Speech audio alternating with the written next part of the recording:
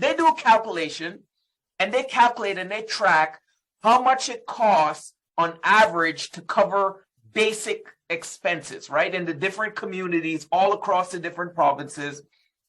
I want to ask you a question. Without Googling it, what do you think they calculated the hourly amount to be?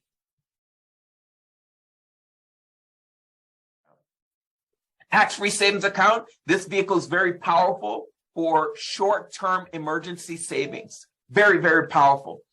Very powerful for saving. For example, for a down payment in a house, if you haven't used the room, you can use part of this, so you don't have to use the full RRSP home buyer's plan.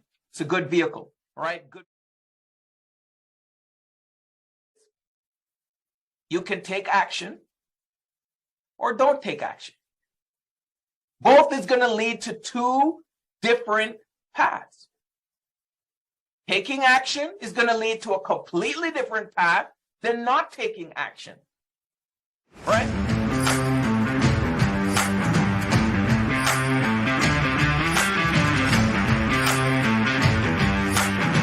Are you guys fired up? Are you excited? Give me a thumbs up if you can hear me in the chat, okay? Awesome, awesome. Great to see you, champions. I am excited to be here with you on Money Monday. Hey, listen, if you have a team member or a guest or someone that is supposed to be here with you tonight, reach out to them and make sure they're on the call with you, because today is going to be a powerful, powerful, powerful session. And we are going to have some fun tonight. So let me share my screen and we're going to jump right into it, because time is money. Do you agree? I'm going to throw a number up on the screen, and I want to ask you a question. What is this number? What does this number represent? Type it in the chat. Type it in the chat. Oops, I think I might have gave it away. What does this number represent? Type it in the chat. If you know what this $15.50, Paul, you got it. Minimum wage. Minimum wage, exactly. This is Ontario's minimum wage. Okay? Ontario's minimum wage, $15.50. Now, there's an interesting article that came from the OLWN, which is the Ontario Living Wage Network. They did a brand new report, and they said, here's how much money you now need to make per hour to afford living in Toronto, right? So they do a calculation, and they calculate and they track how much it costs on average to cover basic expenses, right? In the different communities all across the different provinces. I want to ask you a question. Without Googling it, what do you think they calculated the hourly amount to be? What do you think they calculated it to be? Type it in the chat. What do you think that they calculated you need? Lloyd said 25, okay? What else? Let's get some guesses going. What do you think? Well, it says 25. That's a big jump from 15. What do you think that the number is? So Lloyd says 25. Who else? Alice says 55. Steve says 18. Okay. All right. Let me give it to you. Let me give it to you. They calculated that for the GTA, the Greater Toronto Area, Blaze says 30, that you need $23.15 per hour. So this is while the Ontario minimum wage, right now it's frozen at $15.50 an hour. They calculate you need $23.15 per hour, okay? Now, it's not to be confused with the minimum wage, right? This hourly rate is what someone needs to earn to have an income that's going to cover their basic cost of living. Now, the report goes on and it shows, you can see here, the report goes on and it shows here's how much you need to earn to make per hour to afford living in Toronto. So if you're in the East, $19, Dufferin, Waterloo, $19, Niagara region, $19.80, London, $18, Southwest 18, Grey Bruce $20, North is $19, Ottawa is $19. Look at this. The GTA $23.15 is what you need, right? $23.15. That's, and then Hamilton needs $19.05. Look at the gap. If you take $23.15 and you subtract it from $15.50, there's a $7.65 gap to cover the basic living expenses. How many people out there right now, they're earning $15.50 and they're just scraping by? What this report is saying is that you can no longer scrape by with $15.50. You're going to be scraping by with $23.15. And this is the reality, right? This is the reality. Let me share the that news clip with you. I just put it in the chat there for you so that you have it. If you want to reference it or if you want to share it with someone, but I put it there for you because it's so crazy in my mind, the gap where people are versus where they need, right? It's crazy. The tax-free savings account. How many of you guys are aware of the TFSA, right? Tax-free savings account and how it works. Basically, it's a vehicle that you can put money inside and it can grow tax-free, right? When you take the money out, there's no taxes on it. Unlike your RRSP, the money is tax deferred, and when you withdraw the money, you're taxed on the withdrawal that you make. So you see here, the TFSA was started in 2009, all right, at $5,000. And every year, you could put $5,000 in, and by the way, it's cumulative. It means if you didn't use last year, so let's say you started, you came to Canada in, let's say 2010, in 2009, but you didn't put any money in 2009, you also have 2010 room that you can put, and 2009 makes it $10,000. So it's cumulative, right? It adds up. So to date, you have $81,500. Like if you've been a resident of Canada since 2009, you have up to $81,500 of room that you can put inside of your tax-free savings account. All right. Why am I telling you this? Because 2022, the limit was 6,000. You see, the limit has been 6,000 for the last 4 years. All right. It's been, and then before that, it was 5,500. 1 year, it was 10,000. I believe it was the Harper government. Don't quote me on that, but I think it was. Tried to increase it to 10 grand, and then the next government came in and and they put it back down to 5,500. But so 2022, it's at 6,000. Now the CRA just announced that for 2023, the limit is going to be increased. Okay, so they're increasing it to 6,500. So they're putting another $500 on top of the limit. So basically, if you've never invested in a TFSA and you've been here since 2009 as a resident, when 2023 rolls around, you'll be able to have 88,000 room in your tax-free savings account. Tax-free savings account, this vehicle is very powerful for short-term emergency savings. Very, very powerful. Very powerful for saving. For example, for a down payment in a house, if you haven't used the room, you can use part of this, so you don't have to use the full RRSP home buyer's plan. It's a good vehicle, all right? Good vehicle for emergencies, things like that. Now, how do you check how much room you have for contribution in your TFSA? How do you check how much TFSA room do you have? So what you do is you log into your CRA account. Every one of you should have a CRA account, okay? You should be registered on your CRA. It's the Government of Canada website. You log in there. It'll tell you, how much money you have or how much room deduction limit you have for your RRSP. and it'll for the next year, for the current year, sorry, and it'll tell you how much room you have in your tax-free savings account. So you just log right in, you scroll all the way down to the bottom to savings and pension plans, and it's going to tell you how much your TFSA room is. All right. And you don't want to go over that room, that number. Why? Because you're going to be taxed.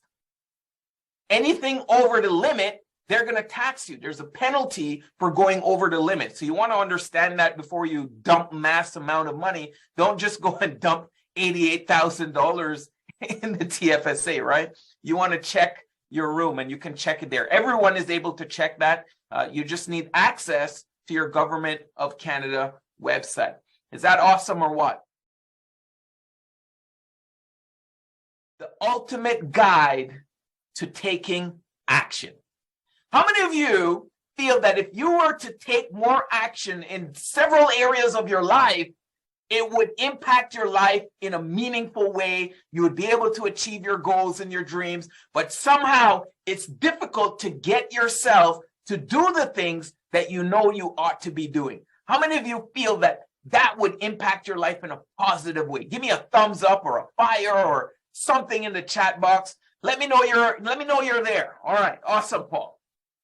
All right. Awesome, Steve. So let's talk about the ultimate guide to taking action for the next little bit. You know, when I was younger, I used to watch this cartoon, Homer Simpson, right? And awesome, Priscilla. Awesome, Zachary. I see you. I see you, Lloyd. Awesome. Thank you.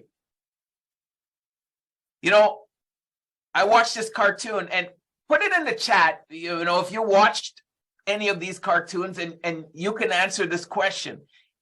A, I think he's thinking, or B, no, he's just an example of non-action.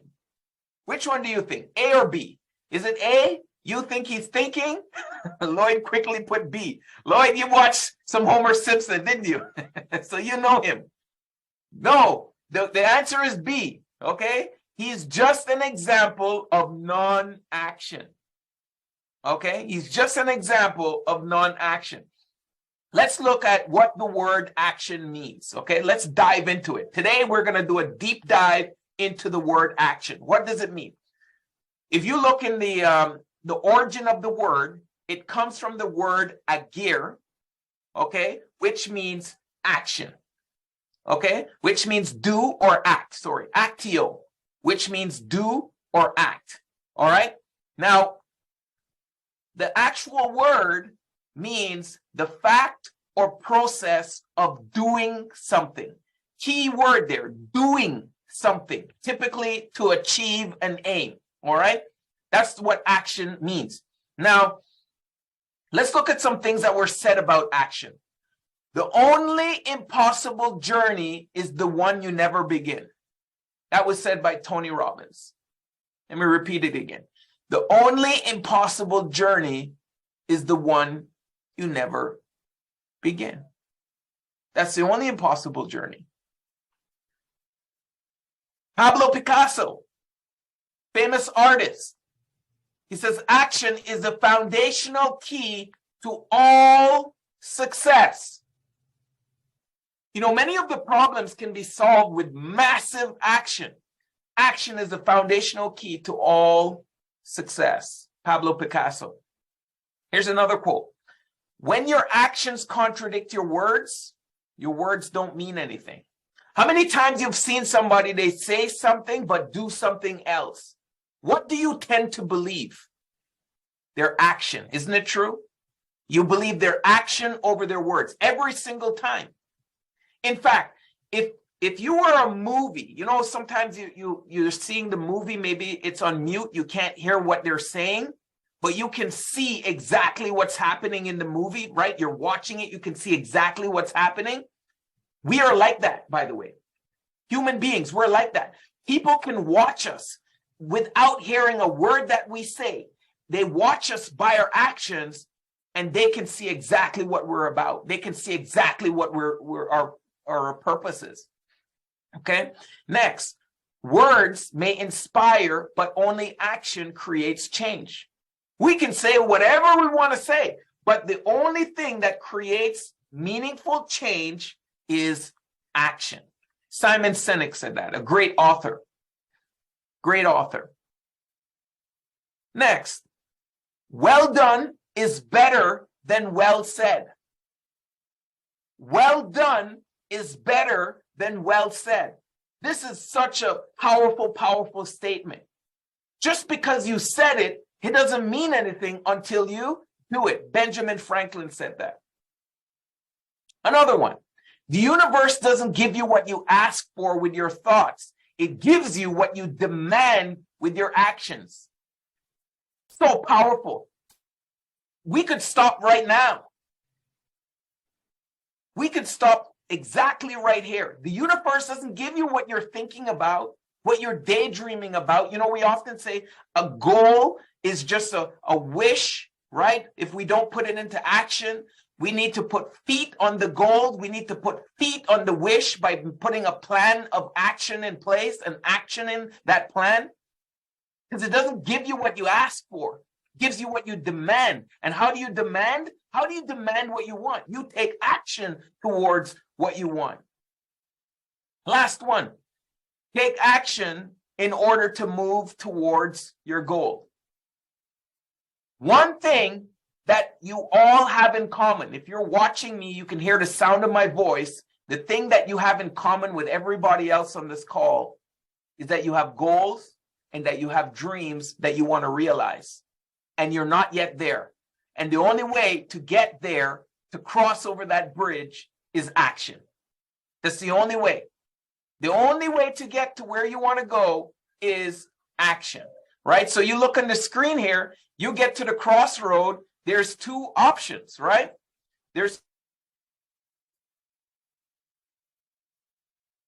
You have two options that you can take. One is you can take action or don't take action. Both is going to lead to two different paths. Taking action is going to lead to a completely different path than not taking action, right? Now, you may not have known this, but there's what we call action and non-action verbs. Let's go through this fast, right?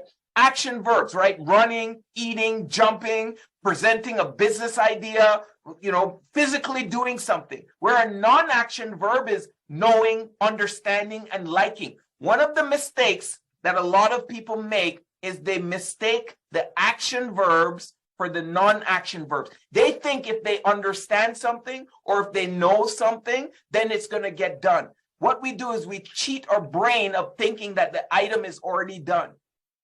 Whereas action verbs require you to do something, right? It requires you to do something. You see that guy there pulling himself? Many people feel like that every day when they need to get up and action their dream, when they need to actualize their purpose in life. They have to drag themselves. So how do you get yourself to take action? Because here's the deal. Sometimes it's just you and you. There's no one there to say, hey, give that kick in the butt. Let's say, hey, let's get the job done. Sometimes it's just you and you alone. And how are you going to get yourself to take the action that you need to get your goals and dreams accomplished, whatever that might be in any area of your life?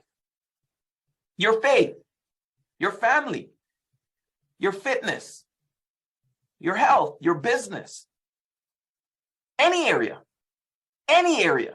How are you going to get yourself to take action to get to your goals and your